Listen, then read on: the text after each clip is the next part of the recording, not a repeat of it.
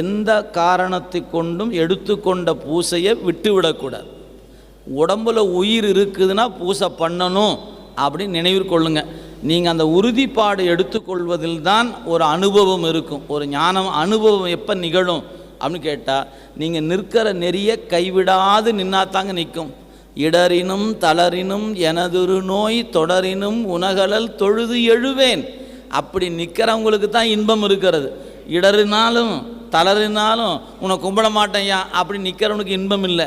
எந்த நிலையிலும் உன்னை வணங்குவதை கைவிட மாட்டேன் என்று யார் நிற்கிறார்களோ அவர்களுக்கு நீங்கள் நினைக்கக்கூடிய உறவுகளோ அல்லது நீங்கள் நினைக்கக்கூடிய பொன்னோ பொருளோ தராத இன்பத்தை அந்த வழிபாட்டு நெறி உங்கள் அறிவுக்குள்ளே கொடுக்கும்.